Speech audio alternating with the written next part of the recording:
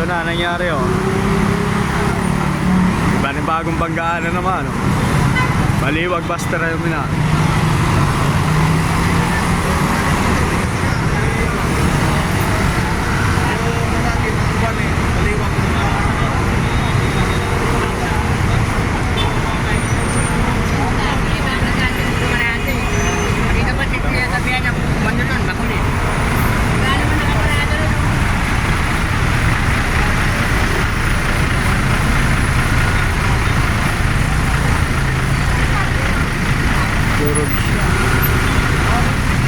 Bagong-bago pa naman. Sa buka na kasi ng bus terminal eh.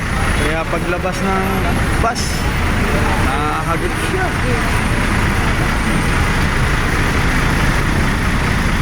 Durog, pasok.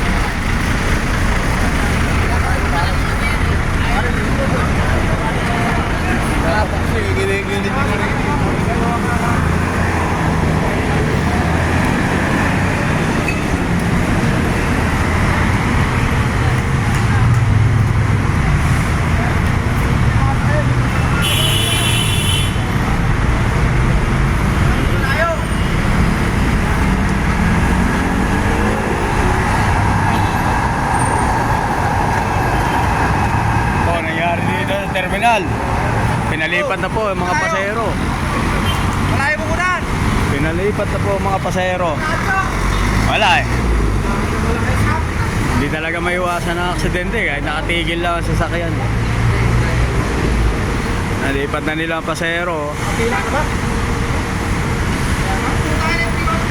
Lipat sila sa bagong bus. Sa isang bus. Sila. Kaya mga paps, laging ingat. Kahit nakatigil ka lang, pwede may mangyaring hindi maganda. Kaya doble ingat. Kung kaya triplehin na lang. Bahala pa naman itong bus sa gitna na EDSA.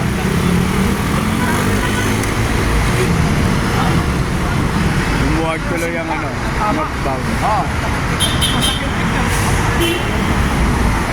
Malakas din ang bagya. Bagong kita ko eh.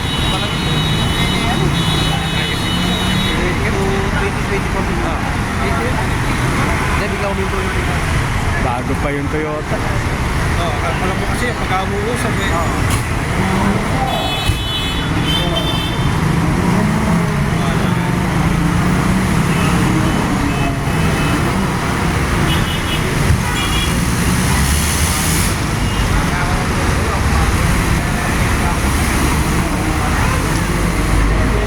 Tandaan mga paps, huwag tayong paparada sa mga labasan ng mga bus o pasukan ng bus. Ingat po palagi. Ride safe. Tulad niya no, hindi inaasahan. Durog talaga siya. Abala pa pati mga pasahero. Kaya kung hindi mag-iingat, abala pang aabutin. Kaya palagi po tayo mag-iingat. Yan na po, nagsimula na mag-traffic.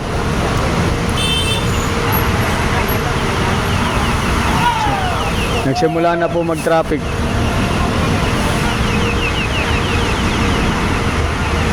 Ngayon lang po to. Ngayon, Sabado.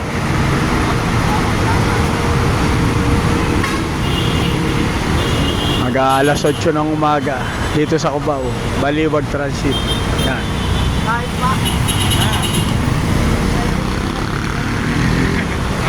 Ingat mga paps, ingat. Siguro antayin na lang yung enforcer. Antayin na lang yung enforcer kung ano magiging decision nila.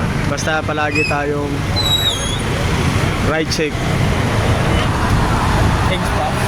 Salamat.